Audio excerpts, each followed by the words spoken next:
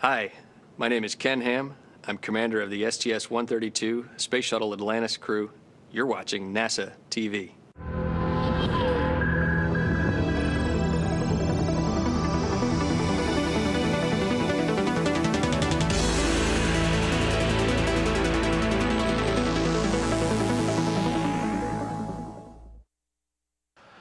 From Launch Complex 39 at the Kennedy Space Center in Florida, this is Shuttle Launch Control at T-minus 3 hours and holding. We are now about to enter the final 5 hours of the countdown for the launch of Atlantis on mission STS-132.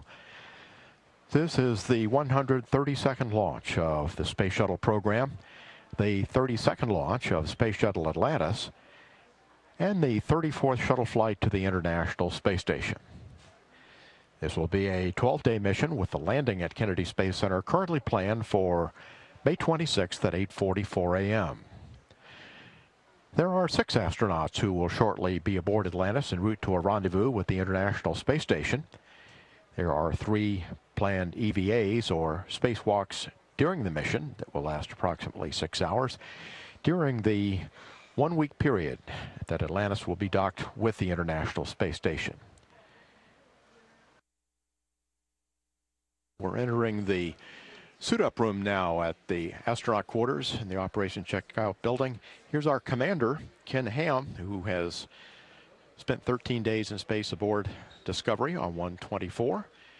Here's our pilot, Tony Antonelli. This is his second trip into space, having flown as a pilot on 119 aboard Discovery, which delivered a space station integrated truss segment and a pair of solar generating wings. Going over now to Garrett Reisman, MS-1 aboard Atlantis on STS-132. He'll be performing spacewalks 1 and 3. He holds a PhD in mechanical engineering and spent 3 months in space aboard the International Space Station.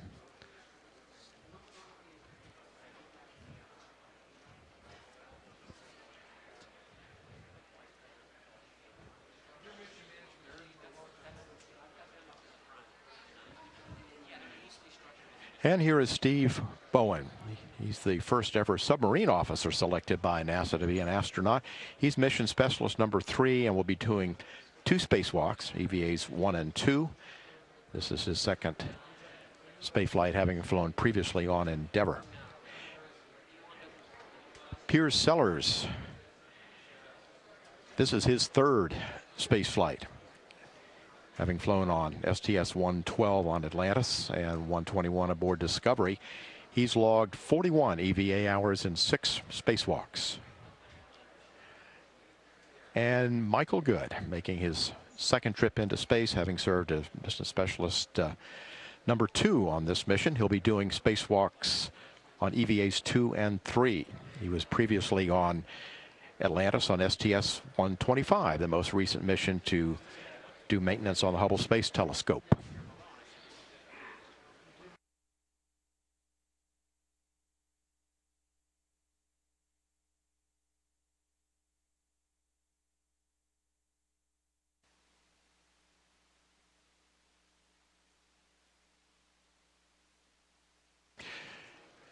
And here comes our STS-132 Atlantis crew, leaving the suit-up room, headed now for the elevator.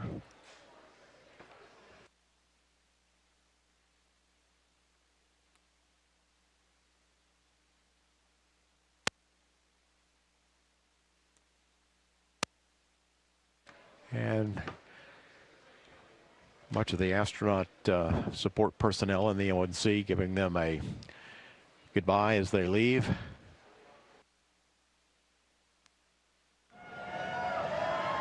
And here they come.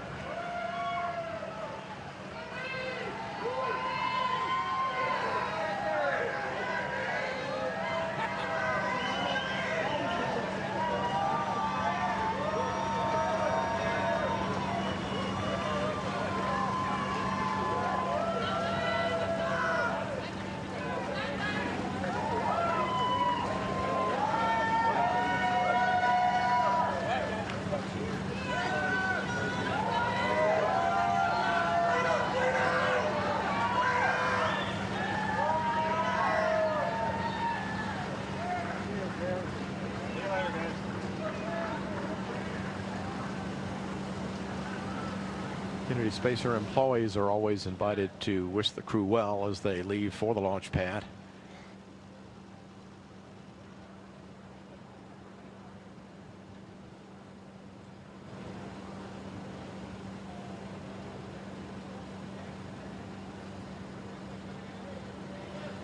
And they'll be escorted out to the pad by a NASA security van, as is customary, behind them. And there they go.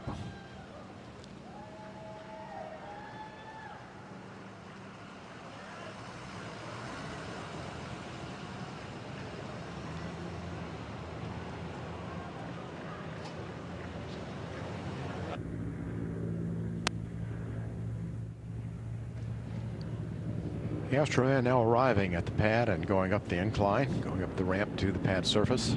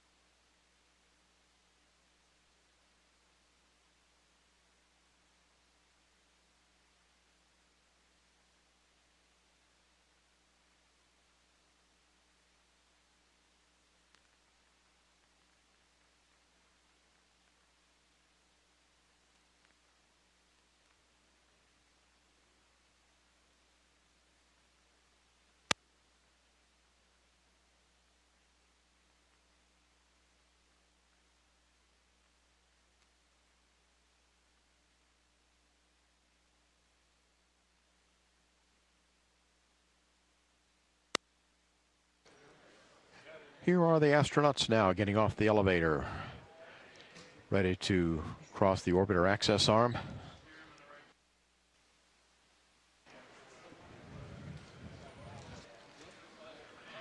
And our commander, Ken Ham, being assisted with his launch and entry suit prior to boarding Atlantis to be our first crew member aboard today.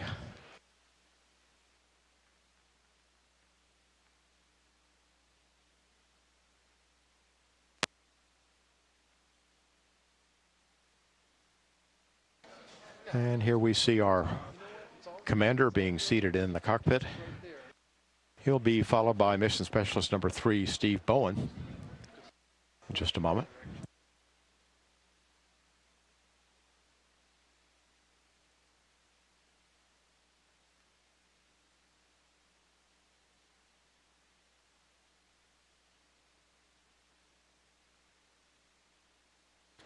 And Mission Specialist number 3, Steve Bowen, being assisted with his launch and entry suit.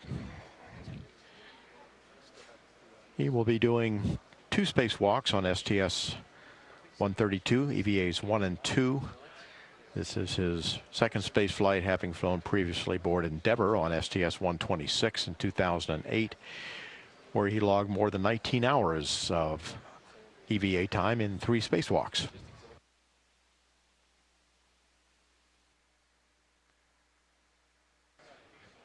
Joining us now here in firing room 4 is astronaut Ricky Arnold. He is going to be walking us through some of the activities to put the crew members on board.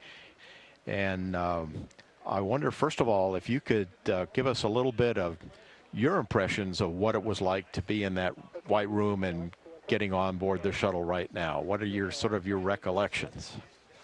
Over a year ago, and good morning. It was just a little over a year ago, and it was a good afternoon. It's was something that was very familiar. We actually come down here a month before we launch to kind of do a dress rehearsal of all the activities. So, you know, the people, the faces, and all the procedures are very familiar. The only difference today is it's going to be for real.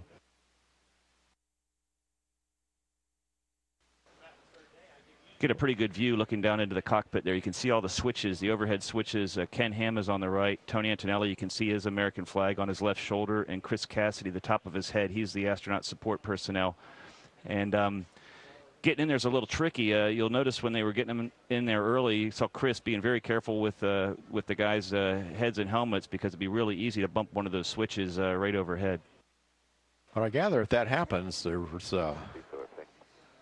pretty easy to notice in the firing room or somewhere, isn't it? Absolutely. Someone down here is paying close attention. And you can see Garrett Reisman getting strapped into that in the lower left-hand corner there. He's MS-1 on this mission. And his job really is to keep an eye on Tony, back him up, help him out. We got one of the big milestones prior to launch is the APU pre-start. Garrett will be making sure Tony gets all that right, although Tony will get it all right. And the next last person is Mike Good. He's actually MS2. He'll be the last guy getting strapped in here.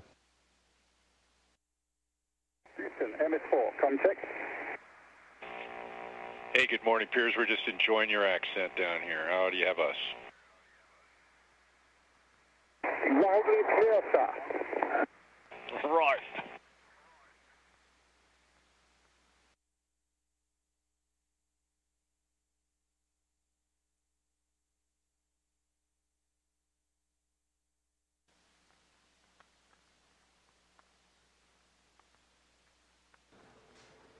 Hawk's trying to get a look at something. Got a couple mirrors going on, and yeah, it'd be nice to have a little bit of audio. Maybe it wouldn't right now.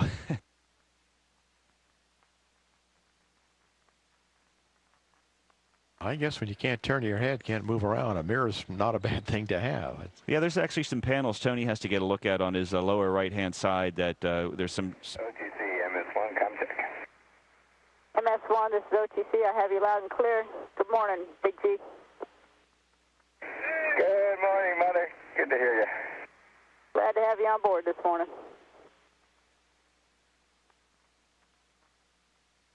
Garrett Reisman getting a comm check. Yeah, so there's actually some talkbacks on some switches back behind, right over Tony's right shoulder that he can't really turn his head to see with the helmet on. MS1, com check. MS1, this is NTD. I've got you loud and clear. Good morning, Garrett. Good morning, Jeremy. Good to hear you. And they'll use these mirrors for taking a look at that. Houston, MS1, com check. Hey, good morning, Garrett. We got you loud and clear. How us? Good morning, Floyd. You're sounding especially handsome this morning. You scared me, dude. Thank you for using your sexy voice.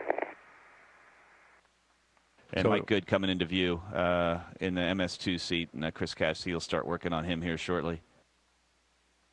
So it's not always the same closeout crew members in the white room from flight to flight. It varies some if they're assigned to a mission. Exactly. The guys who actually, the suit technicians, I guess is the word I'm looking for, which is part of the kind of the closeout crew. The suit technicians are basically assigned to the crew, and they'll be working more than one mission at a time. But they're the guys who are coming out to training events whenever we're suited, wearing these orange suits. They'll be there supporting, and they really know the equipment. They kind of know what's worked and what hasn't worked, and they do a really outstanding job getting us ready to fly and making sure we have all the proper equipment we need to get up there safely. So it looks like they're all aboard now. Yeah, it sure does. Getting Bueno strapped in, and they're getting some preparations made to the hatch, and looking like a good day.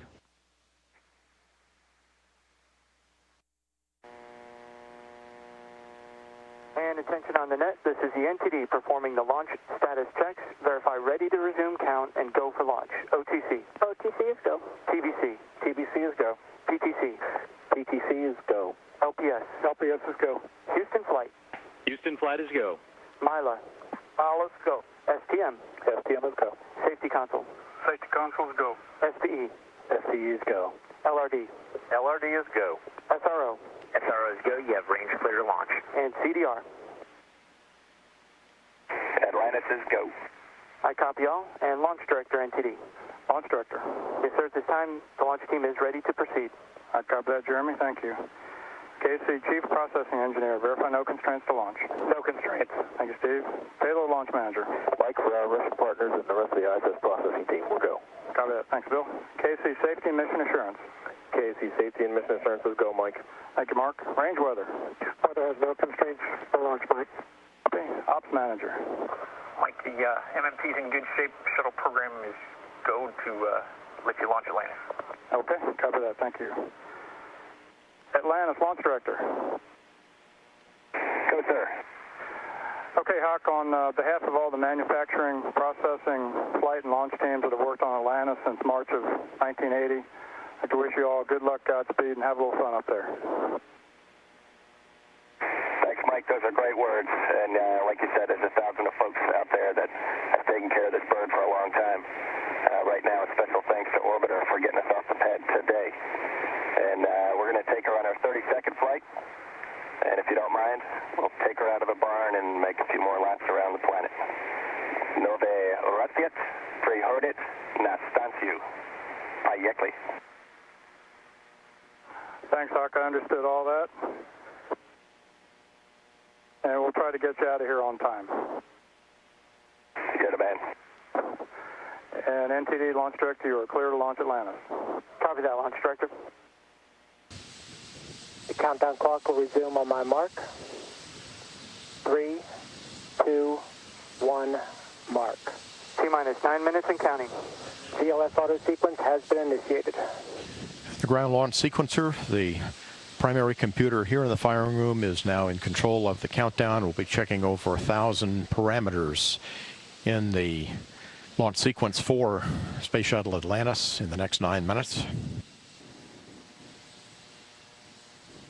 Beginning now to retract the crew orbiter access arm. CLS is go for orbiter access arm retract.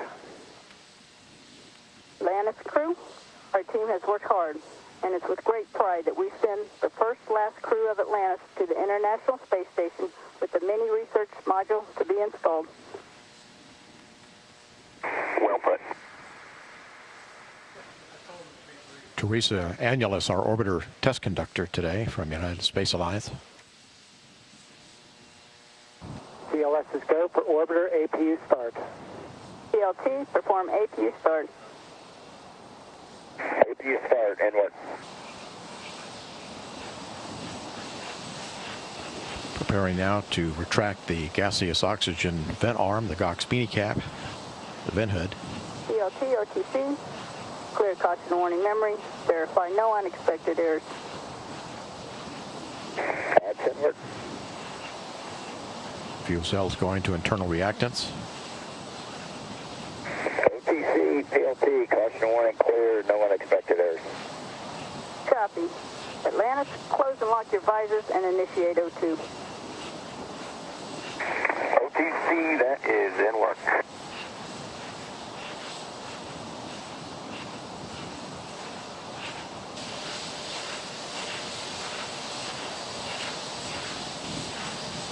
Firing chain is armed, sound suppression water system activated. T-minus 13, 12, 11, 10, 9, 8. Go for main engine start. 6, 5, 4, 3, 2, 1. And 0 and liftoff of Space Shuttle Atlantis, reaching the crest of its historic achievements in space. And Houston, Atlantis is in a roll. Roger, roll. Houston is now controlling. The roll maneuver is complete. Atlantis is in a heads-down position on course for a 51.6 degree, 136 by 36 statute mile orbit.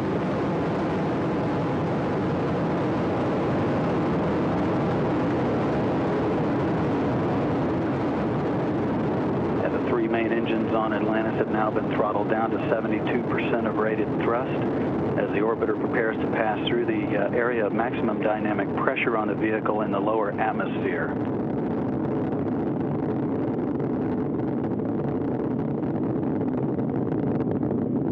The engine's now beginning to throttle back up.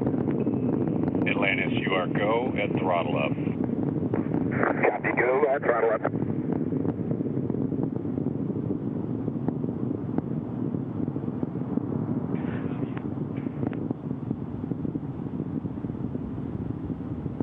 All three engines looking really good, back at full throttle now at liftoff. The fully fueled shuttle, boosters, and external tank weighed 4.5 million pounds. It now has burned half of that liftoff weight in propellant. 1 minute, 30 seconds into the flight, all three auxiliary power units that provide hydraulic power to the orbiter's systems in good shape, as are the fuel cells providing electricity to all of the systems on board. Atlantis is already 19 miles in altitude, downrange from the Kennedy Space Center, 20 miles, traveling 2,500 miles per hour. Coming up on staging, the point at which the twin solid rocket boosters burn out and separate from the orbiter.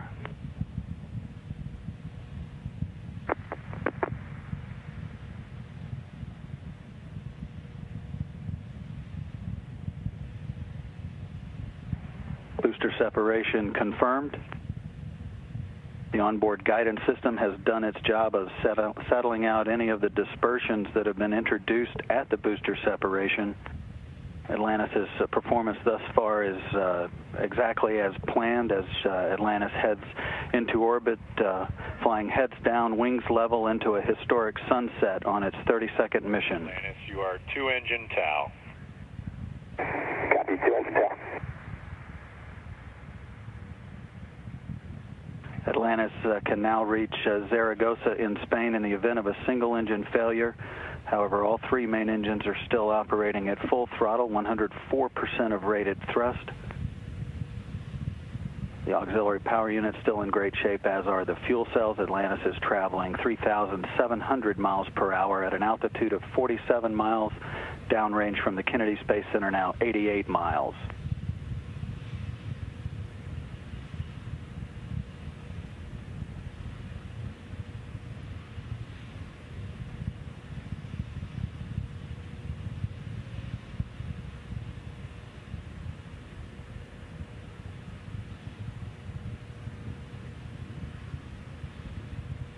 Atlantis is getting a boost from the orbital maneuvering system engines on the tail of the vehicle. Those have been burning now for about 1.5 minutes.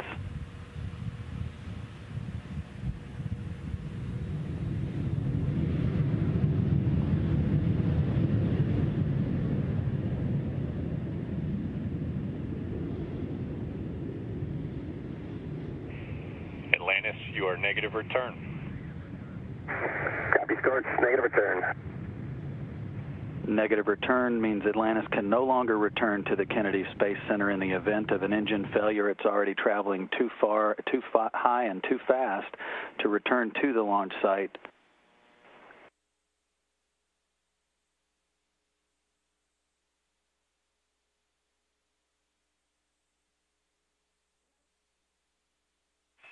Atlantis, you are pressed to MECO and single engine Zaragoza 104.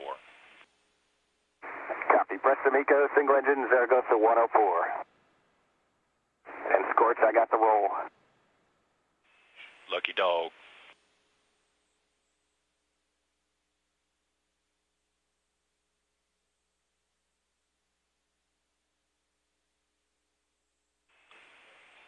Atlantis, we will have a nominal shutdown on all three. You will be go for the +X, go for the pitch. Atlantis copies, nominal shutdown, go for the +X, go for the pitch. Good readback. That roll to heads up provides a good satellite communications link with Atlantis, continuing its travel into space, approaching 7 minutes into the flight. Atlantis, you are single engine press 104. Copy, single engine press 104. Atlantis can reach orbit on one engine now should two fail. However, all three are still in good shape.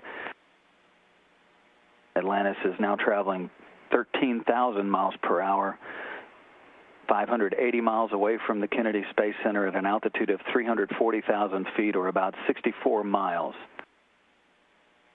Shortly, the three main engines will begin throttling back to maintain the structural limits on the orbiter as it approaches loads near 3 times gravity.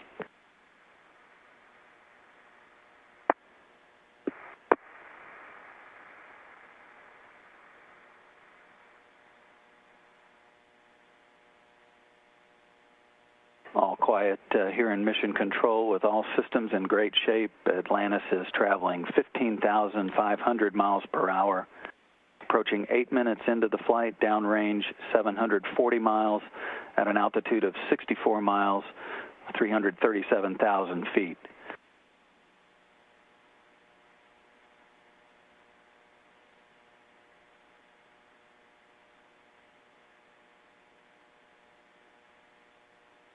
Standing by for main engine cutoff confirmation as Atlantis is in excellent shape heading into orbit.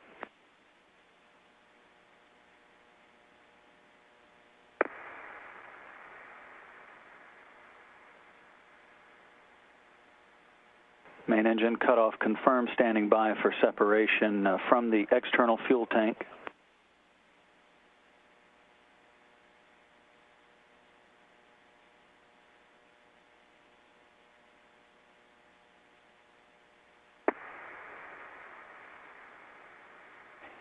Atlantis now flying away from the external tank after separation. Plus X burn maneuver being performed by Commander Ken Ham. Nominal MECO ohms 1 not required. Preliminary ohms to TIG will be 37:30.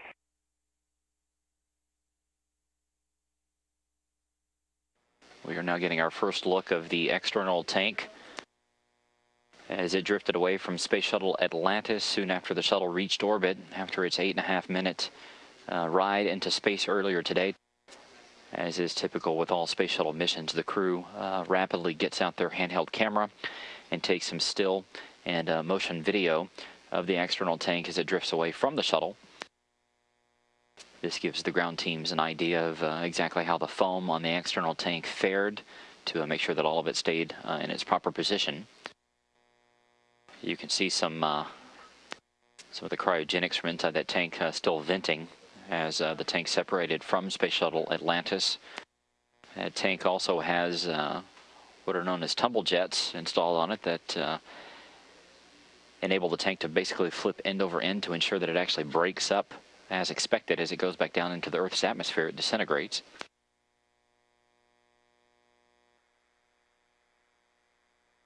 In this view inside Atlantis' payload bay, you can see the orbital boom sensor system attachment there at the very center of your screen. That's a piece of the equipment that looks like a small antenna that's sticking out is actually the part that the shuttle's robotic arm grabs onto. You can also see the integrated cargo carrier there at the middle of your screen. That's the large cargo pallet that has a bunch of these spare parts that Atlantis is bringing up to the station. On the front side of it there, you can see the spare space-to-ground antenna. Looks like a small satellite dish. On the back side, which is not in this view, but you can see the batteries that are bound for the port truss. Those will be installed on some of the spacewalks planned for this flight. There's some old batteries that will be retrieved and put back onto this cargo pallet and brought back in Atlantis' payload bay. But that entire pallet with all the spare parts located on it currently weighs 8,330 pounds. It'll come back weighing right at 6,000 pounds, a little bit less, but still fairly heavy nonetheless. But all of the spare parts that is coming up on this cargo pallet will ultimately be installed on what is known as external stowage platform number 3. This is exactly what it sounds like, a large stowage platform and pallet that is out on the station's truss. This particular one, ESP3, is out on the left-hand side, the port truss. There is quite a number of spare parts out on the ends of the station's truss structure, so that if those are to ever be needed, they are fairly handy for the crew to go out and get and to install.